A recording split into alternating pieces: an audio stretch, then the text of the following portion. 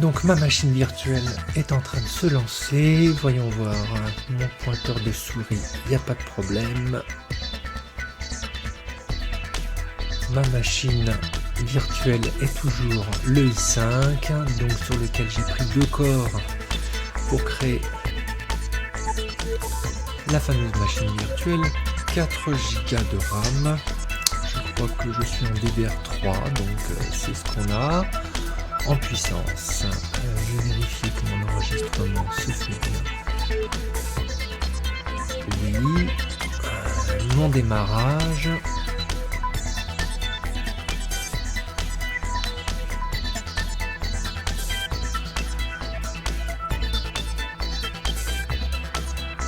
Et comme je vais faire des coupures pas mal de façon à pouvoir réduire, parce que j'ai des temps hallucinants de l'ensemble machine, etc., je ferai beaucoup de blanc, ce qui sera normal.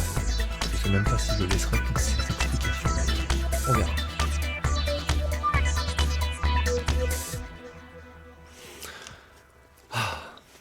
Donc c'est une véritable folie, j'ai jamais connu ça sur aucune machine virtuelle. Je sais pas, je pense que le SSD qui est dedans doit commencer à être fatigué, le 24 Go, ouais, c'est une clé, c'est une carte mSATA de première génération qui commence à avoir de l'âge, j'en ai fait voir de toutes les couleurs, le disque dur c'est un 300 de récupération. Qui est en 5004, c'est pas non plus un foudre de guerre, enfin tout est fait le pauvre pour que je le fasse souffrir avant de l'emmener gentiment en retraite qu'il aura bien mérité. Bref, pour l'instant, on est donc sur notre machine virtuelle. Le but aujourd'hui est de lui donner une cure d'amaigrissement. Et donc je me suis posé beaucoup de questions, et les prochains mois, pour pas dire les prochaines années, vont être beaucoup dans cette idée-là, dans la mesure où on va ajouter beaucoup de sécurité à l'intérieur de notre système, et donc que ça va demander beaucoup plus de processeurs, beaucoup plus de mémoire vive, et donc inversement, il va falloir libérer un petit peu tout ça pour pouvoir conserver des performances sur quelques machines que ce soit qui tiennent la route. Donc j'ai décidé de commencer à faire ça, et donc la première chose à faire, c'est de trouver justement des moyens de libérer un petit peu le processeur, et justement d'avoir une machine qui se traîne, c'est la bonne chose. Donc là, en ce moment, j'ai la totale, j'ai un Tripaion là-bas qui est un triple PC dual core, si je ne me trompe pas, 1 Go 6, c'est-à-dire, et 2 Go de RAM en DDR2. Donc vraiment une tripaille, et là donc mon i5 dans une VM. Allez, c'est parti, on va se connecter et j'expliquerai tout ça pendant que je suis en train de travailler, enfin non, de laisser la machine travailler. Donc super Toto, je sais pas ce que j'ai pris comme mot de passe, oui j'ai fait simple. Et donc justement on va pouvoir utiliser en même temps, je vais vous montrer l'utilisation de plusieurs utilisateurs. Donc là on a Super Toto qui est notre sudoer. Je vais créer un autre utilisateur qui va s'appeler, comment on va l'appeler d'ailleurs, je sais plus, mais ça va me revenir, et donc qui n'aura que des droits restreints, et donc on va les faire se parler l'un avec l'autre, échanger des fichiers, enfin en localhost, etc. Je vais vous montrer la totale de tout ce que je peux faire aujourd'hui avec un système, et particulièrement sur du réseau, et sur du réseau interne, etc. De tout ce qu'il faut justement savoir, et qui seront justement toutes les bases qui nous serviront par la suite à la sécurité. Donc on y va tout de suite. La première chose que je vais faire est d'ajouter l'ensemble des logiciels qui vont nous permettre d'alléger un petit peu donc notre bureau. Donc on va regarder déjà un petit peu là où on en est pour le moment. HTOP. Donc on voit qu'on n'utilise pas énorme quand même, 660 mégas, alors, je suis en post-install, il y a quand même, comment il s'appelle, il y a Conquis là qui est en train de tourner, donc c'est quand même pas folichon comparé aux 1 giga et quelques que peut nous prendre un Windows 7 voire 10. Donc c'est très très bien quand même. Allez, sudo apt install. Donc on va installer l'Ubuntu-desk. J'ai bien tout tapé. On va le savoir tout de suite. Je tape desk et j'appuie sur tabulation et donc il complète la ligne et ça montre justement que je ne me suis pas trompé à l'intérieur. Donc on y va, Pascal suggéré, il va quand même assez vite comparé à ma tripaille de tout à l'heure. Je vous montrerai des captures que j'ai fait en même temps.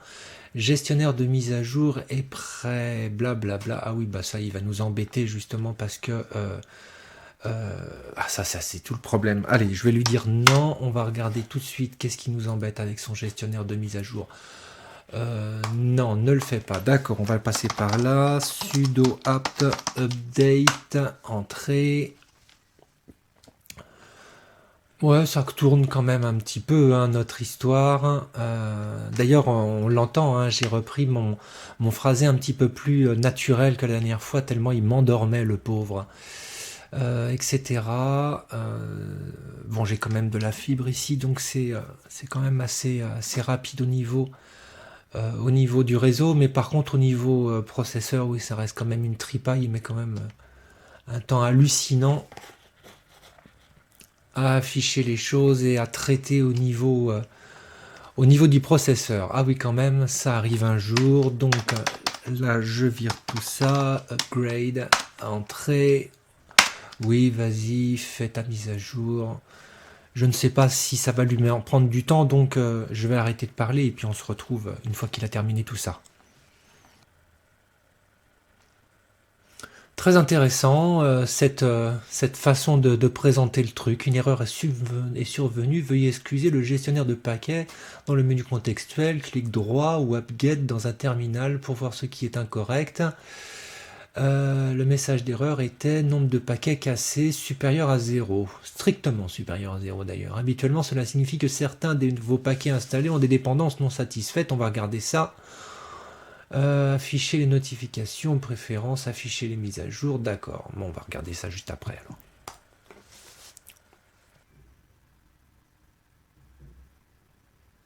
Vbox add, fail, lookat, install log. Ouais.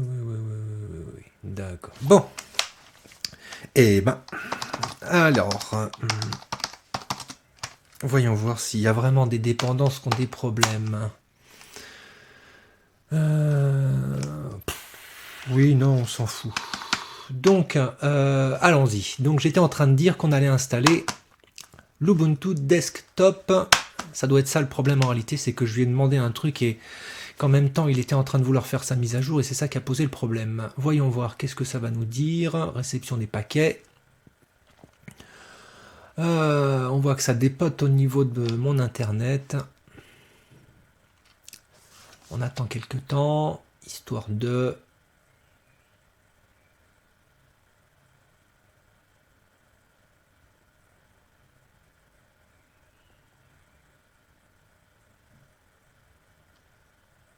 Voilà, première chose qui nous demande, qu'est-ce qu'on fait au niveau du démarrage, c'est-à-dire l'écran où il vous demande le mot de passe. Donc on a la possibilité ici de changer ou de garder GDM. Je vais rester sur GDM. L'idée justement c'est d'avoir Super Toto qui lui va être avec Gnome Shell et d'avoir notre utilisateur Toupity, qu'on va l'appeler. Toupity va donc être lui sur LXDE ou Qt. Qt. D'ailleurs, on aura les deux. Oui, voilà. L'Ubuntu va nous permettre d'avoir les deux. Je vais vous montrer. Au démarrage, on peut choisir entre un bureau et l'autre. Bon, bah, on se retrouve à la fin de son installation. D'ailleurs, non.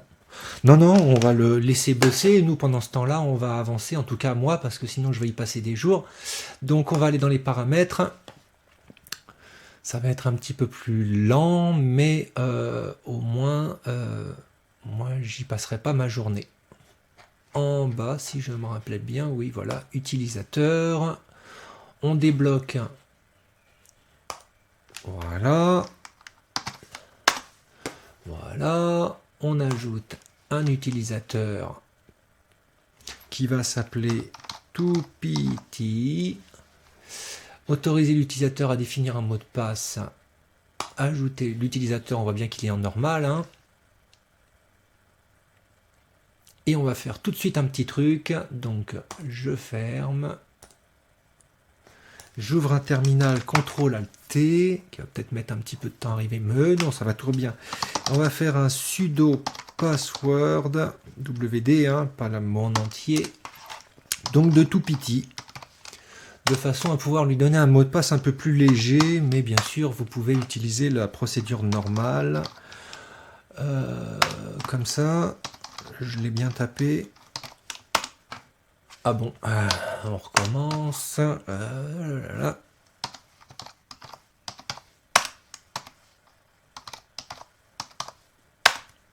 Voilà. Et on ferme. Bon, cette fois-ci, on se retrouve à la fin. Bien, voilà. Alors, une chose qui a son importance, et on y reviendra tout à l'heure, là, je vais faire Alt F2. Et vous voyez, on a lancé une commande. Et je vous montre ça parce que justement, on va l'utiliser pas mal, particulièrement au début, lorsqu'on va avoir notre nouveau bureau devant nous. Je vais sortir avec CTRL-D. Voilà. Donc, on voit l'utilisation de notre système de fichiers. 11 gigaoctets sur les 15. Ça commence à devenir assez sympathique, hein, notre installation. Avec tout ce qu'il y a dessus. Voyons voir le... Oh, il faut que j'arrête avec ce bruit de bouche là. L'utilisation de notre home, c'est quand tu veux, hein, Toto. Donc l'utilisation de notre home, remontons un petit peu. Donc CTRL-L, là je vais virer Super Toto, voilà. Et donc Super Toto, Alt Entrée. Nous prend quand même rien d'exceptionnel, 400 mégots, hein, on va pas aller très loin. Ok, d'accord. Donc et toupity qui vient d'être créé. Pour l'instant, il n'y a rien du tout dedans. Voilà. D'ailleurs, il doit être rempli de vide. Quand même quelques fichiers qui sont normaux, c'est les fichiers de base. CTRL-W. Tiens, on a quelques petits trucs dans la poubelle. J'ai laissé traîner des choses. Ça doit pas aller très très loin quand même. Que dire de plus? Bon voilà, bon bah on va sortir et se déconnecter. Hop, fermer la session. Fermer la session. Premier lancement de notre toupity et on va pouvoir regarder justement comment tout ça se passe. Et on rebootera complètement la machine aussi pour voir les temps de démarrage, qui sont pas représentatifs de toute façon sur cette machine, faut pas se leurrer. Mais justement, on sera dans le pire des cas, c'est-à-dire que dans le pire des cas, avec tout qui fonctionne derrière sur une machine qui est à genoux, on arrivera quand même à faire quasiment l'équivalent d'un Windows. Voilà, donc je descends ici. Ok. Ah, ouais. Je vais encore trop vite. Bien sûr, j'ai lancé. Je vous le donne en 1000. Le bureau par défaut et donc Gnome Shell. Bon, bah, je suis bon pour me déconnecter.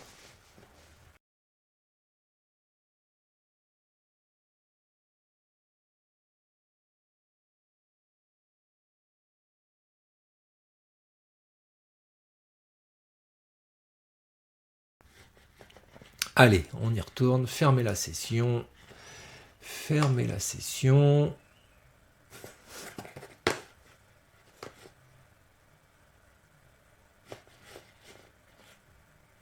Oh.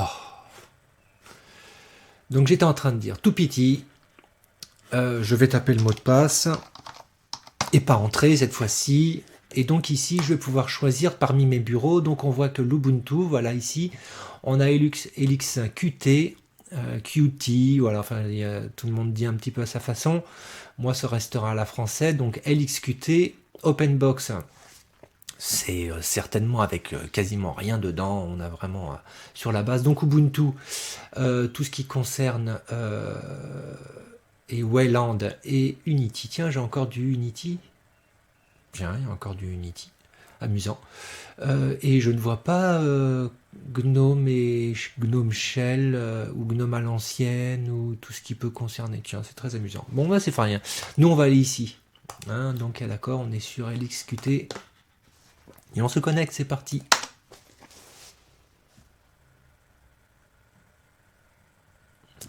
Voilà, donc première fenêtre. Alors, je lui demande d'aller en Qt et lui par défaut il veut nous proposer éventuellement du GTK. Bon, ok. Sur d'autres machines, je me suis connecté avec OpenBox, hein, et ici je vois qu'en plus on a du Compiz qui est placé sur de l'OpenGL. Tiens, c'est très amusant. Moi je vais choisir OpenBox.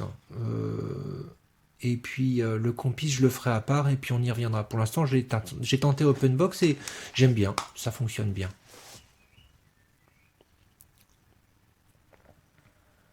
Voilà, c'est assez rapide. Ma machine, pas la peine de me raconter ta vie. Donc reboot is need, ouais d'accord, close, on y reviendra. Blablabla, blablabla, voilà, power management, on y reviendra aussi. Voilà, donc on est devant un bureau, et le premier truc que je vais faire, et justement on y reviendra, c'est Alt F2, et je vais taper terme. Et on voit qu'on a le terminal qui est ici. Et on va lui faire un petit htop.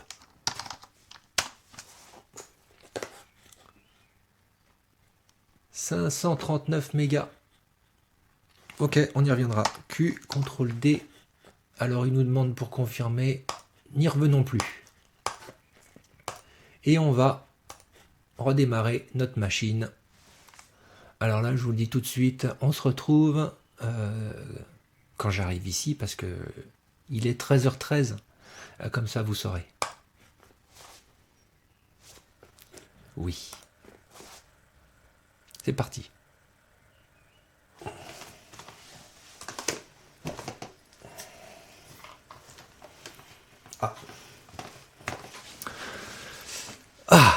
Voilà. Donc, je suis là. On se connecte. Tout petit. Mot de passe tout petit. Et donc, bien sûr, hein, on est toujours ici sur bureau LXQT entrée. C'est parti. Donc déjà, le temps de chargement et d'arriver sur le bureau. Donc je suis quand même allé, moi personnellement, assez vite, hein, je l'ai pas laissé entre deux. Et donc voilà, 13h19, 6 minutes pour démarrer, un truc de fou. Un truc de fou. Bon, alors qu'est-ce qu'on peut faire donc avec cette distribution de cette façon-là? Eh ben des trucs de fou aussi. Donc la première chose à savoir, c'est le fameux Alt F2 qui nous permet ici d'aller chercher des applications assez facilement. L'autre chose est qu'on va pouvoir rajouter ici des applications pour avoir un accès rapide. Donc la première chose qu'on va faire, bien sûr, c'est d'aller chercher Firefox. Donc là, un petit glisser-déposer. Par exemple, qu'est-ce qu'on pourrait vouloir allez, VLC, faisons-le aussi. Donc, etc. Ah non, il n'a pas voulu. Ah, il faut vraiment bien se mettre là où il faut. Hein. Tac, voilà, etc., etc. Et si vous vous êtes trompé dans l'ordre, on va en mettre un autre, par exemple, tiens, Kazam, soyons fous. Si vous êtes, enfin pas trompé dans l'ordre, lui de toute façon il rajoute les icônes d'une façon séquentielle les uns après les autres. Donc si vous voulez changer l'ordre des icônes, un petit clic droit et vous allez ici déplacer vers la gauche. Tout simplement, vous avez toujours sur le clic droit des possibilités par rapport à votre application. J'ai vu tout à l'heure avec LibreOffice que par exemple bureautique LibreOffice, que sous le clic droit on avait justement la suite séparée, voilà ici, la possibilité d'enlever, et le clic maintenu permet aussi de retirer, voilà. Bon, pourquoi pas, ok, ouais, c'est intuitif comme ça. Qu'est-ce que je peux vous dire par rapport à ça ici, ben, à la Windows, hein, on va dire, pour comment si on devait se rapprocher de quelque chose, vous avez la possibilité, là je viens de faire un clic droit et non pas un clic gauche, bon, pourquoi pas, hein. Le son, voilà, le mixeur, les périphériques, l'équivalent de, enfin peu importe, pour débrancher proprement les clés USB par exemple, les disques durs externes, le réseau qui se trouve ici, clipboard, le chargement puisque je suis sur un ordinateur portable, donc ici mon état de chargement il me marque voilà ma batterie, ses capacités. On a noté d'ailleurs que vous devez avoir, en tout cas, si vous avez la post install telle que moi je la fais. Ah, c'est pas du tout ça que je voulais. Batterie. Hein, c'est ça, hein. Voilà, non, pas du tout. Mais alors du tout, donc ça doit être dans le système. Outils, système, batterie. Tiens, il faudrait regarder parce que justement, moi je l'utilise pas mal. Et en l'occurrence sur GNOME Shell, donc peut-être que c'est... Mais de toute façon, on a accès aux applications GNOME Shell, donc je sais pas pourquoi il m'embête. Bon, bref, peu importe. Alors, le premier truc qu'on va faire dans notre optimisation de notre système, c'est ajouter des raccourcis clavier, parce que justement, ça, c'est le truc qui nous permet de nous retrouver déjà, et puis surtout d'apprendre celles qui y sont déjà. Alors, hein, je vous remontre par où je suis passé, dans les préférences, paramètres du système, et ici, vous avez touche de raccourci. Et donc, hop, on va mettre plein écran. Vous avez déjà toutes les touches qui ont été préprogrammées. Comme par exemple sur mon clavier, j'ai ajouté comment dire, tiens d'ailleurs il n'est pas reconnu ici. Tiens, je l'ai fait en direct tout à l'heure avec l'autre et ça marchait très très bien. Bref, ça fait rien, c'est pas un problème. Alors moi, ce que j'aime beaucoup, c'est le CTRL-ALT-T qui nous emmène au terminal. Donc vous cliquez ici sur raccourci, CTRL-ALT-T, voilà. Description, le terminal. Et j'oublie parce que je ne l'ai pas en tête, mais justement il est par ici. Voilà. QTerminal. QTerminal. Ah bah oui, voilà, QTerminal. Ok, d'accord, hein, QTerminal. Blablabla, blablabla. Je sais pas s'il fait un user bin. On va voir ça tout de suite. Hein. Eh ben non, il n'y a pas besoin. Un CTRL D pour fermer, ça, il n'y a pas de problème. On se retrouve comme à la maison. J'étais en train de dire, voilà, ça c'est pour le terminal. Donc ça c'est assez facile de trouver une application. Donc maintenant que vous avez mis le terminal, donc CTRL-ALT, vous tapez n'importe quelle fonction à partir d'ici. Par exemple, la capture d'écran qui se fait ici avec... C'est une bonne question. Tout à l'heure, je l'ai vu avec... Alors, je vais vous montrer comment moi j'ai fait pour le trouver. Un petit htop. Voilà. Et vous lancez la capture d'écran.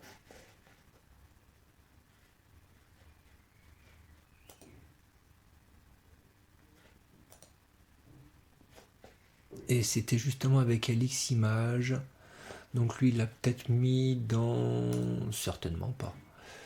Dans les accessoires. Et ben c'était juste devant moi. Donc c'était avec donc copie d'écran, on est d'accord. Copie d'écran, on voit ici, vous l'avez vu passer, non? Vous l'avez pas vu passer? Screenshot, LX Image, très QT. User bin, LX Image, très QT, screenshot. Ok. Donc on ajoute avec mon bouton print ici user bin lx tout bon hein, image qt et moins hein. Et oui moins screenshot.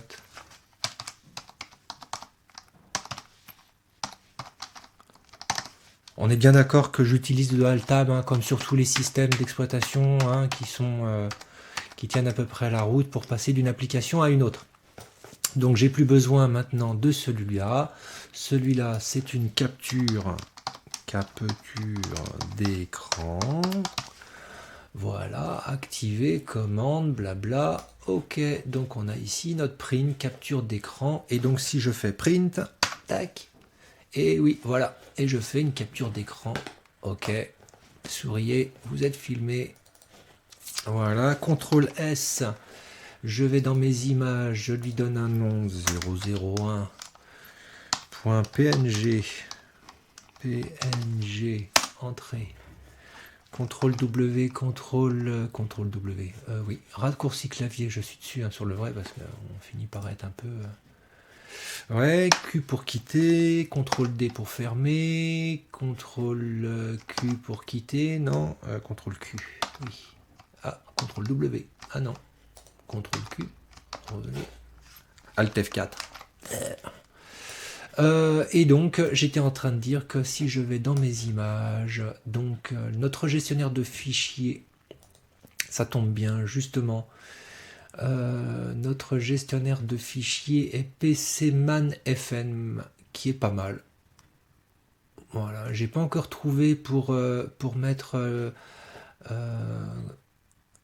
j'ai pas encore trouvé pour mettre mes scripts que j'utilise beaucoup. J'aime beaucoup réduction de PDF, réduction d'images, des trucs comme ça, avoir ça sous la main. Bon, c'est pas encore trop méchant. Petite observation aussi, ce qu'ils appellent la boutique des snaps. En définitive, uniquement le logiciel, c'est-à-dire l'installateur de logiciels. Ah bon, bah voilà. Et donc ils ont décidé que c'était Snap et plus apte, qui devenait leur installeur par défaut. Ah, ça ne me plaît pas du tout personnellement. Moi, dans mon pack d'installation, j'ai GDB qui est ici pour pouvoir justement installer du Deb directement, ce qui n'est pas tellement mieux entre guillemets, puisque c'est une façon simple de se faire infecter. Et donc j'étais en train de chercher, voilà, PCman FM, donc Qt. Le voilà. Donc, qu'est-ce qu'on peut savoir là-dessus? CTRL N pour ouvrir une nouvelle fenêtre, CTRL W on la ferme, CTRL T pour ouvrir un nouvel onglet, CTRL W pour le fermer. Dans les vues ici, très sympa, vous avez l'arborescence pour vous retrouver comme ça. J'aurais presque tendance à dire à la Windows XP. Oui, je viens du monde de Windows. 20 ans de Windows, ça s'efface pas comme ça. Et bien sûr, l'emplacement pour être comme ça. CTRL D, j'ai essayé. Non, il ne sait pas ce que ça veut dire malheureusement pour sauvegarder les signets. On le voit d'ailleurs ici, il n'y a pas de raccourci sur l'ajout de signets, c'est bien dommage. Bon, on va faire avec. Donc j'étais en train de dire dans mes images ici, Alt, Entrée pour avoir... Oui, non, peut-être. Et non, pour avoir les propriétés, il n'a pas mis non plus de raccourci. Ah là là là là, faut tout leur apprendre. La vue intéressante ici, vous avez la possibilité de afficher ou pas la barre de menu CTRL M ici, et justement CTRL M, voilà, montre à nouveau. Donc ils nous disent, mais on peut aussi la faire afficher ici. Donc vous ne serez pas perdu, vous inquiétez pas, si vous la perdez, vous la remettez très facilement. Que dire de plus? La vision, oui bien sûr, en icône, en liste un peu plus, comment dire, avec plus d'informations. L'arborescence qui est notée ici avec des boutons et la possibilité bien sûr de passer avec CTRL L ici avec notre arborescence. Ok, tac tac tac tac tac, voilà. Et donc bien sûr CTRL L échappe pour repasser en vue normale. Quoi dire d'autre? Oui, par rapport à l'affichage, les vues, vues partagées, machin, bon, il n'y a rien qui est bien vraiment spécial. Bon, j'étais un petit peu perdu parce que j'ai tellement l'habitude d'emmener comme ça mes fenêtres pour les avoir, mais par contre, comme on a les fenêtres collantes et que j'ai mes bords qui sont assez facilement chopables, il n'y a rien de plus simple, CTRL N, que de créer un ensemble de fenêtres et de pouvoir faire notre montage. CTRL W, CTRL W, donc oui, voilà, un clic droit. Donc on a ouvrir avec, qui pourrait quelque part être utilisé pour mettre des scripts. Ça pourrait être une façon de faire. Je vais hypothèser parce que justement on a Nautilus config script ou script config, etc. qui nous permet de créer des scripts qui vont fonctionner avec quelques gestionnaires de fichiers que ce soit. Donc en l'occurrence ici PCman FM. Et justement, c'est assez pratique de pouvoir travailler avec ce genre d'outils et de pouvoir rajouter nos propres petits scripts pour pouvoir faire notre monde à notre façon. Qu'est-ce que je pourrais dire d'autre? Oui, d'office, CTRL L, c'était ça que je voulais montrer. Donc ici, SFTP, puisque dans ma post install, j'installe le serveur SSH. Donc je me connecte à, comment il s'appelle déjà, SuperToto, qui se trouve à localhost. Hein, on est bien d'accord. Voilà. La première fois, il nous met un placard et je me connecte.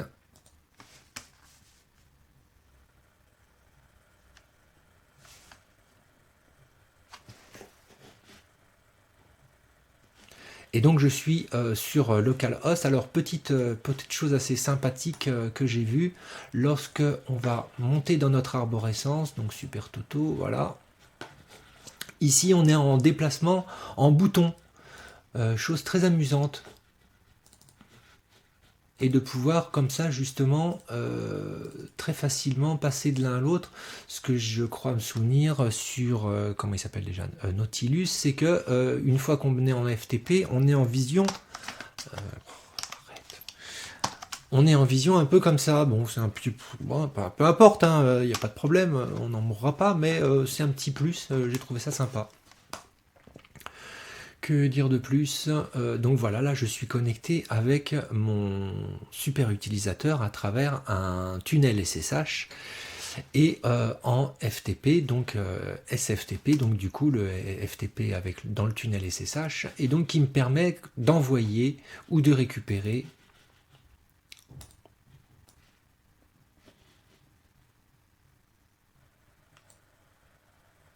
l'a-t-il pris?